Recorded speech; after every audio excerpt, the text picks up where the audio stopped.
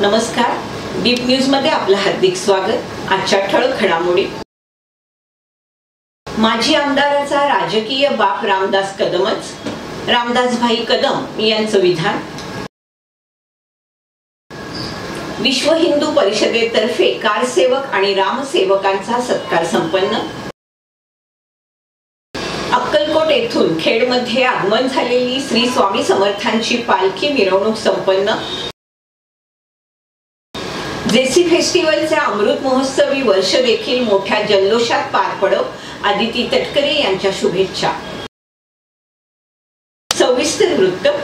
खेड तालुक्यातील आंबवली येथे लघु पाटबंधारे प्रकल्पाच्या धरणाचं उद्घाटन शिवसेना नेते रामदासभाई कदम यांच्या प्रमुख उपस्थितीत पार पडलं। यावेळी उपस्थित जनसमुदायाला मार्गदर्शन करताना माजी आमदाराचा राजकीय बाप रामदास कदमच आहे हे सर्वांना माहीत आहे असं वक्तव्य शिवसेना नेते रामदासभाई कदम यांनी केलं। 1990 पासून संपूर्ण विभागाचं स्वप्न असलेला आंबवली धरण प्रकल्प अखेर सत्यात उतरला आहे। 10 फेब्रुवारी रोजी शिवसेना नेते रामदासभाई कदम यांच्या प्रमुख उपस्थितीत आमदार योगेशदादा कदम यांच्या हस्ते आंबवली धरण प्रकल्प भूमिपूजन करण्यात आलं। यावेळी उपस्थितांना मार्गदर्शन करताना रामदासभाई कदम यांनी तालुक्यातील माजी आमदाराचा राजकीय बाप रामदास कदमच असल्याचं वक्तव्य केलंय। भावामध्ये काही ठिकाणी भांडण लावतात, मग एक भाव तिकडं एक भाव इकडं, हे धंदे चालले जातात। बांधवांनो, मला आपण 10 वर्ष पक्ष संघटना आणि 20 वर्ष आमदार घेतला। 30 वर्षाचे तुमचे माझे संबंध आहेत, पण त्यानंतर अधिक देखील ते चालू आहेत। पण मी जातपात कधी पाहिली नाही। कोण कुठल्या समाजाचा आहे, कोण कुठल्या जातीचा आहे, कोण कुठल्या मातीचा आहे, कोण कुठल्या वातीचा आहे, कोण हिंदू आहे, कोण मुस्लिम आहे, कोण तेली आहे, माळी आहे, साळी आहे, कोळी आहे, गवळी आहे, बौद्ध आहे, ईसाई आहे। रामदास कदम मी कधीच पाहिलं नाही। या तालुक्यामध्ये मुस्लिमांसकट सगळ्यांना सोबत घेऊन जाण्याचं काम आणि सगळ्यांचा विकास करण्याचं काम तुमच्या रामदास कदम यांनी केलं आहे, हे कोणालाही नाकारता येणार नाही। आणि असं असताना इथं राव आणि पाटील कुठं तर दोघांमध्ये कटुता निर्माण करायची आणि मग राजकीय पोळी आपण भाजून घ्यायची, हे धंदे चालू असतील बांधवांनो, तर आपल्या सगळ्यांना सावध असलं पाहिजे, सावध झालं पाहिजे। यांच्या हातामध्ये काही नाही, पिल्लं कुठली? या पिल्लांना मीच तर मोठं केलं ना। ह्यांच्या पाया चपला नव्हत्या, पाठीमागे ठिगण लावले कपडे होते। हे आज आमदार झालेत ना, माजी आमदार, यांना मोठा कोणी केला? यांचा राजकीय बाप रामदास कदम आहे, हे सगळ्यांना माहिती आहे। आणि तुम्हाला आज अगदी मी सत्य सांगतोय, मी खोटं कधीच बोलत नाही। ज्या दिवशी या नालायक माणसाने खेडमध्ये 3 बत्तीच्या नाक्यावरती भगवा झेंडा जाळून पायाखाली तुडवला, त्या दिवशी मी शपथ घेतली होती की याला घालल्याशिवाय रामदास कदम स्वच्छ बसणार नाही। त्या दिवशी मी शपथ घेतली आणि म्हणून योगेशदादाला मी इथं पाठवला मुद्दाम, गाडी आला। इतकी मस्ती, इतका मास, भगवा झेंडा जाळतोस आणि पायाखाली तुडवतोस, हे वास्तव आहे बांधवांनो, हे वास्तव आहे। नंतर मी योगेशदादाला कामगिरीमधून देखील आमदार केला असता की काय अडचण होती? मला काय अडचण नव्हती ना। पण तुम्हाला मोठा मी केला, तुम्हाला पंचायत समिती तिकीट, तुम्हाला जिल्हा परिषद तिकीट, तुम्हाला उपाध्यक्ष, आणि झालाच नशिबाने मग आमदार मी आलो नाही सभा घ्यायला म्हणून। तुमची अवकात काय? कोणाला तुम्ही आव्हान देताय? आणि आज मला अभिमान वाटतोय, कालपर्यंत ऐकलं होतं बाप सवाई बेटा असतो, आज मी अनुभवतोय की बापापेक्षा बेटा अधिक चांगलं काम करतोय। खेड तालुक्यात भीषण पाणी टंचाईचा प्रश्न आंबवली विभागात दरवर्षी भेडसावत असतो। यासाठी 1990 पासून संपूर्ण विभागाचं स्वप्न असलेला आंबवली धरण प्रकल्प अखेर सत्यात उतरला। या बहुप्रतीक्षित असलेल्या धरणाचं आज 10 फेब्रुवारी रोजी शिवसेना नेते रामदासभाई कदम यांच्या प्रमुख उपस्थितीत आमदार योगेशदादा कदम यांच्या हस्ते भूमिपूजन करण्यात आलं। यावेळी खेड तालुका शिवसेनेचे सर्व पदाधिकारी कार्यकर्ते मोठ्या संख्येने उपस्थित होते। तसेच आंबवली पंचक्रोशीतील ग्रामस्थ, मुंबई आणि पुणे मंडळाचे कार्यकर्ते देखील मोठ्या संख्येने हजर होते। यावेळी आमदार योगेशदादा कदम यांनी सर्वांशी संवाद साधला। पाहुयात काय म्हणतायत योगेशदादा कदम. परिसरातील सर्व उपस्थित मान्यवर मंडळी, सामान्य व्यासपीठ समोर उपस्थित बंधू भगिनी आणि मातांनो, मला कल्पना आहे की अनेक दिवसांच्या नंतर आपल्या सर्वांना रामदास भाईंना ऐकायचं आहे, बरोबर की नाही ते? म्हणून मी अधिक वेळ घेणार नाही.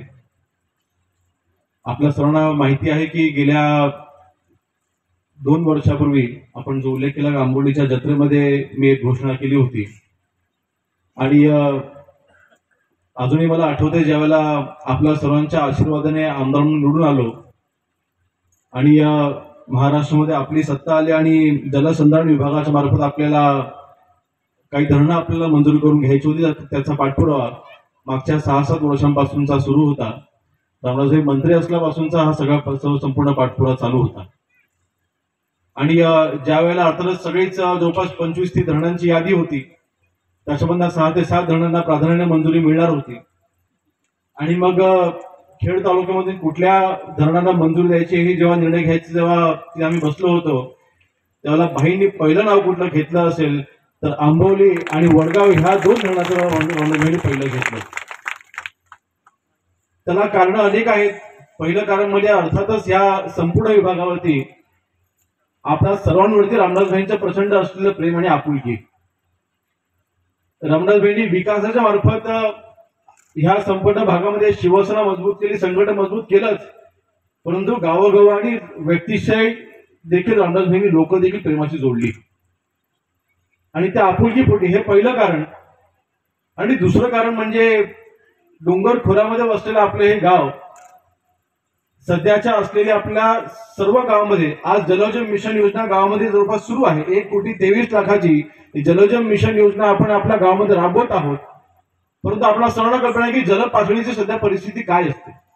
फेब्रुवारी महिना सुरू झाला की अगदी जून पर्यंत, पावसाळा चालू होईपर्यंत संबंध गावाला प्रत्येक घराघरामध्ये पाण्याची टंचाई भासते आणि पाण्याची पातळी जर का वरती यायची असेल धरणांशिवाय दुसरा कुठलाही पर्याय नाही. धरणांशिवाय दुसरा कुठलाही पर्याय नाही. म्हणून दुसरं कारण की ह्या संबंध डोंगर खोऱ्यामध्ये गावांना 24 तास 12 महिने पाणी उपलब्ध झालं पाहिजे अशी कायमस्वरूपी उपाययोजना केली पाहिजे. त्यासाठीच रामदासभाईंनी आंबोली गावाने आपलं हे या धरणांसाठी रामदासभाईंनी त्याला प्राधान्य दिलेलं आहे. होय, आमदार म्हणून निवडून आल्याच्या नंतर आपल्या मतदारसंघामध्ये अनेक गावांमध्ये या समस्या आहेत. आंबोली गाव निवडत असताना नक्कीच आज या धरणाचं आपण भूमिपूजन केलं. आज पायाभरणीचा कार्यक्रम इथे सुरू होतोय. पायाभरणीचा काम सुरू झालेला आहे. तब्बल 44 कोटीचा निधी आपण या धरणाला आपण मंजूर करून घेतलेला आहे. पैसे देखील आलेले आहे, निधी देखील आलेला आहे आणि प्रत्यक्षामध्ये कामाला देखील सुरुवात होते. परंतु सत्वकदम साहेबांनी इथे जो विषय सांगितला तो माझ्यासाठी अतिशय महत्वाचा आहे. आज धरणाचं काम सुरू करत असताना 50% काम मंजुरीचं आहे. परंतु धरण यशस्वी व्हायचं असेल तर स्थानिकांच्या सहकाराशिवाय, शेतकऱ्यांच्या सहकाराशिवाय कुठलाही प्रकल्प यशस्वी होत नसतो. परवाच्या दिवशी आपली आढावा बैठक झाली. त्या आढावा बैठकीमध्ये सगळ्यांनी एकतर्फी तिथे नारा दिला, दादा तुम्ही कामाला सुरुवात करा, आम्ही शेतकरी म्हणून आमचा तुमच्यावरती विश्वास आहे. हा तुम्ही माझ्यावरती ठेवलेला हा विश्वास, या विश्वासाला अजिबात त्याला देणार नाही. आणि विश्वास ठेवा, प्रत्येक 99 शेतकऱ्यांच्या जागा ह्या धरणाच्या कामासाठी जात आहेत. प्रत्येक व्यक्तीला धरणाचं काम पूर्ण व्हायच्या आतमध्ये, 1 वर्षाच्या आतमध्ये मला 100% पैसे हा योगेश कदम मिळवून दिला, हा माझा तुम्हाला शब्द आहे. माझ्यावरती तुम्ही विश्वास ठेवा. मला वारंवार अजिबात सोडणार नाही. धरणात आपण मी तुम्हाला शिवतर धरणाचं उदाहरण देईन. आमच्या जामगावला असलेल्या बाजूला शिवतर गाव, या शिवतर गावामध्ये देखील आपण जवळपास 52 कोटीचं धरण आपण मंजूर केलं. धरणाच्या कामाला सुरुवात केली. भूसंपादनाची प्रक्रिया आपण धरणाच्या कामासोबतच अशाच पिढी आपण सुरू केली होती. आज 14 कोटी रुपये आपण त्या सगळ्या शेतकऱ्यांना आपण तिथे मिळवून दिले आहेत. फक्त 35 शेतकऱ्यांना 14 कोटी रुपये आपण मिळवून दिले. ही सगळ्या परवाच्या आढावा बैठकीमध्ये सांगितलं की सगळ्याच गोष्टी का मला जाहीरपणे इथे बोलता येणार नाहीत, परंतु शेतकऱ्यांना जास्तीत जास्त मोबदला देण्याचं काम आपलं रत्नागिरी शिवतरचं ज्यावेळेला भूसंपादन झालंय, रत्नागिरी जिल्ह्यामध्ये, सिंधुदुर्ग जिल्ह्यामध्ये, कराची कोकणामध्ये सर्वात जास्त मोबदला मिळण्याचं काम आपण शिवतरच्या धरणासाठी आपण शेतकऱ्यांना आपण निर्णय करून घेतला. तो निर्णय आपल्या आंबोली गावासाठी देखील होईल. तुमच्या जागा जात आहेत, तुमची कलमं जात आहेत, तुमच्या तिथे जमीन जाते, तुम्हाला तिथे मोबदला 100% जास्तीत जास्त मोबदला मिळून द्यायची जबाबदारी माझी होती. विश्व हिंदू परिषदेतर्फे खेड शहरातील तटकरे सभागृहात विश्व हिंदू परिषदेचे रत्नागिरी जिल्हाध्यक्ष बिपिनदादा पाटणे, धनंजय चितळे, नरेश इदाते, प्रशांत वैद्य, मयूर सातपुते, संजय बुटाला, शरद सोहनी, gods madam, Ujjwala Patne, Mandar Apte, तुगावकर sir, Sheetal पेठे, अमेय मानशे, अनिकेत कानडे यांसह अनेक रामभक्त यावेळी उपस्थित होते. प्रमुख पाहुणे म्हणून धनंजय चितळे यांनी अयोध्यामध्ये गेल्यानंतर त्यांना आलेले विविध अनुभव लोकांना कथन केले. तसेच प्रत्यक्ष सेवेकरी भेटल्यानंतरचा अनुभव त्यांनी सांगितला. यानंतर मान्यवरांच्या हस्ते खेड शहरामध्ये अक्षदा आणि निमंत्रण पत्रिकांचं वाटप करणाऱ्या कार्यकर्त्यांचं रामसेवक म्हणून सन्मान पत्र देऊन गौरव करण्यात आला. यावेळी विश्व हिंदू परिषदेतर्फे गुढीपाडव्याला उत्तम रॅलीचं नियोजन करा आणि असंच काम खेड शहरामध्ये चालू ठेवा अशा सूचना देण्यात आल्या. आज खेड शहरातून अक्कलकोट येथून खेडमध्ये आगमन झालेली श्री स्वामी समर्थांची पालखी मिरवणूक काढण्यात आली. छत्रपती शिवाजी महाराज नगर श्री स्वामी समर्थ मठ ते छत्रपती शिवाजी महाराज चौक येथून संपूर्ण खेड शहर अशी मिरवणूक काढण्यात आली. यावेळी भाविकांनी दर्शनासाठी गर्दी केली होती. श्री स्वामी समर्थ अन्नछत्र मंडळ अक्कलकोट ट्रस्टचे अध्यक्ष जन्मेजयराजे भोसले यांच्या मार्गदर्शनाखाली अन्नदान आणि बांधकाम सेवेत सहभागी व्हा असं आवाहन करण्यात येत आहे. तरी त्याच पार्श्वभूमीवर ही पालखी मिरवणूक गावोगावी काढण्यात येत असल्याची माहिती यावेळी देण्यात आली. खेडमध्ये सुरू असलेल्या जेसी फेस्टिवलचा चौथा दिवस मोठ्या उत्साहात पार पडला. यावेळी खास आकर्षण म्हणून आई कुठे काय करते यामध्ये संजना हे पात्र साकारणारी मराठी अभिनेत्री रुपाली भोसले आणि बिनधास्त मुलगी गौरी पवार आणि तिची आजी यांची उपस्थिती लाभली. यावेळी जेसीआय तर्फे गरजू महिलेला मदतीचा हात म्हणून रुपाली भोसले हिच्या हस्ते घरघंटी भेट देण्यात आली. तसेच बिनधास्त मुलगी गौरी पवार व तिची आजी यांचे देखील जेसीआय खेडच्या वतीने स्वागत करण्यात आलं. जेसी प्रथमेश खामकर यांनी गौरी पवार आणि तिची आजी या दोघींची मुलाखत घेत त्यांचा हा प्रवास कसा सुरू झाला याबद्दल जाणून घेण्याचा प्रयत्न केला. प्रेक्षकांच्या आग्रहास्तव गौरी आणि आजीने सामी सामी या गाण्यावर डान्सची एक झलक दिली. आजीला नाचताना पाहून रसिक प्रेमी आणि तिचे चाहते आनंदी झाले. यानंतर गौरीने दीपवाहिनी जवळ बोलताना आपली प्रतिक्रिया व्यक्त केली आहे. दीपवाहिनीचे सर्वेसर्वा उत्तर रत्नागिरी विश्व हिंदू परिषदेचे अध्यक्ष तसेच रत्नागिरी जिल्हा व्यापारी संघाचे अध्यक्ष आणि रोटरी प्रशालेचे चेअरमन बिपिनदादा पाटणे यांचं जेसीआयच्या वतीने स्वागत करण्यात आलं. यावेळी बिपिनदादा पाटणे यांना मानाचा फेटा बांधत शाल, श्रीफळ आणि सन्मान चिन्ह देऊन त्यांच्या कार्याचा गौरव करण्यात आला. खेडमध्ये सुरू असलेल्या जेसी फेस्टिवलच्या चौथ्या दिवशी महिला आणि बाल विकास मंत्री आदितीताई तटकरे यांची प्रमुख उपस्थिती लाभली होती. यावेळी जेसीआय तर्फे गरजू महिलेला मदतीचा हात म्हणून आदितीताई तटकरे यांच्या हस्ते घरघंटी भेट स्वरूपात देण्यात आली. जेसीआय राबवत असलेल्या या सामाजिक उपक्रमाचं आदिती तटकरे यांनी कौतुक करत जेसीआयच्या पुढील वाटचालीसाठी शुभेच्छा दिल्या. तसेच गेल्या 20 वर्षापासून सुरू असलेल्या जेसी फेस्टिवलचा अमृत महोत्सवी वर्ष देखील मोठ्या जल्लोषात पार पडो आणि त्यावेळी देखील मला इथे या व्यासपीठावर उपस्थित राहण्याचा योग येवो अशी प्रतिक्रिया आदिती तटकरे यांनी व्यक्त केली. आता वेळ झाली क्षणभर विश्रांतीची. आपण पाहत राहा दीपवाहिनी. नवीन वर्षासाठी दीप केबल नेटवर्क घेऊन आले धमाका ऑफर. मनोरंजनाचा खास खजिना 56 HD अधिक 253 SD चॅनल्स आता फक्त 3300 रुपयाच्या वार्षिक प्लॅन वर. तर मग वाट कसली पाहताय, आजच रिचार्ज करा. आता एकाच वेळी एकाच घरात 3 वेगवेगळे चॅनल्स पाहण्याची सुवर्ण संधी. एक टीव्ही आणि 2 मोबाईल वरती पाहता येणार 3 वेगवेगळे चॅनल्स.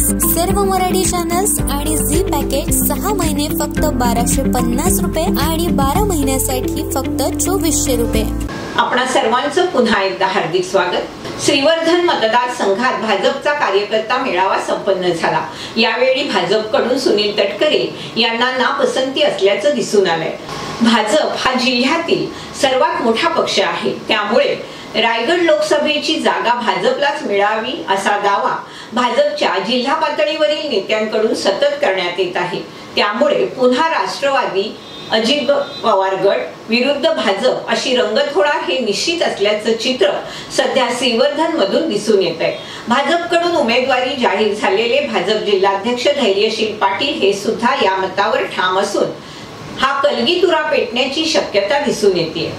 तणा देत या ठिकाणी तुम्ही मंडळी हजारोच्या संख्येनं इथे उपस्थित राहिलात। मी तुम्हाला शब्द देतो की ही सभा ही ऐतिहासिक सभा राहील। या श्रीवर्धनच्या सर्वसामान्य माणसाचं पुढारपण या सभेमुळे इथे प्रस्थापित होईल असा निश्चितपणानं मला या ठिकाणी विश्वास आहे। मंडणगड येथे शहराच्या मध्यवर्ती ठिकाणी सुरू करण्यात आलेल्या युवासेना जनसंपर्क कार्यालयाचं उद्घाटन दापोली मतदारसंघाचे आमदार योगेशदादा कदम यांच्या हस्ते संपन्न झालं। यावेळी मंडणगड युवासेना पदाधिकाऱ्यांचे नियुक्तीपत्र आमदार योगेशदादा कदम यांच्या हस्ते वितरित करण्यात आलं। जिल्ह्यातील युवासेनेचं हे पहिलं कार्यालय असून या कार्यालयाच्या माध्यमातून जनतेला न्याय मिळवून देण्याचं काम तुमच्या माध्यमातून नक्की होईल असा विश्वास आमदार योगेशदादांनी यावेळी व्यक्त केला। यावेळी मंडणगड विधानसभा मतदारसंघाचे क्षेत्रप्रमुख आदेश केळी, मुंबईचे शंकर बांद्रे, दापोलीच्या नगरसेविका शिवानी खानविलकर, मंडणगड शहर प्रमुख विनोद जाधव, युवासेनेचे जिल्हा अधिकारी चेतन सातोपे यांच्यासह शिवसेनेचे पदाधिकारी आणि कार्यकर्ते मोठ्या संख्येने उपस्थित होते। मंडणगड येथे कोट्यावधी रुपयांच्या विकास कामांचं भूमिपूजन दापोली मतदारसंघाचे आमदार योगेशदादा कदम यांच्या प्रमुख उपस्थितीत आणि ग्रामस्थांच्या हस्ते श्रीफळ वाढवून करण्यात आलं। या कामांमध्ये परिसरातील रस्ता डांबरीकरण, आनंदनगर येथे साकव बांधणे, राहुल पारेख यांच्या घराशेजारी संरक्षक भिंत बांधणे, गटार बांधणे अशा विविध कामांचा समावेश आहे। यावेळी मंडणगड विधानसभा मतदारसंघाचे क्षेत्रप्रमुख आदेश केळी, मुंबईचे शंकर बांद्रे, दापोलीच्या नगरसेविका खानविलकर, मंडणगड शहर प्रमुख विनोद जाधव, युवासेनेचे जिल्हाधिकारी चेतन सातोपे यांच्यासह शिवसेनेचे कार्यकर्ते पदाधिकारी उपस्थित होते। रत्नागिरी जिल्हा अजिंक्यपद निवड चाचणी कबड्डी स्पर्धा 2024 चिपळूण येथे संपन्न झाली। यामध्ये महिला खेळ संघ प्रथम क्रमांकाचा मानकरी ठरला। यावेळी मोठा विजय उत्सव साजरा करण्यात आला। संघर्ष क्रीडा मंडळ चिपळूण यांच्यातर्फे 71वी रत्नागिरी जिल्हा अजिंक्यपद निवड चाचणी कबड्डी स्पर्धा पुरुष आणि महिला प्रौढ गट यांच्यासाठी आयोजित करण्यात आली होती। 7 ते 9 फेब्रुवारी या कालावधीमध्ये संपन्न झालेल्या या स्पर्धेत खेडमधील महिला संघानं बाजी मारत प्रथम क्रमांकाला गवसणी घातली। श्रीमान चंदूलाल शेठ हायस्कूल आणि ज्युनियर कॉलेज खेड राष्ट्रीय सेवा योजना अंतर्गत विशेष श्रमसंस्कार शिबिर मौजे चाकाळे आयोजित मॅरेथॉन स्पर्धा संपन्न झाली। यावेळी विद्यार्थ्यांनी या मॅरेथॉन स्पर्धेला उत्तम प्रतिसाद दर्शवला।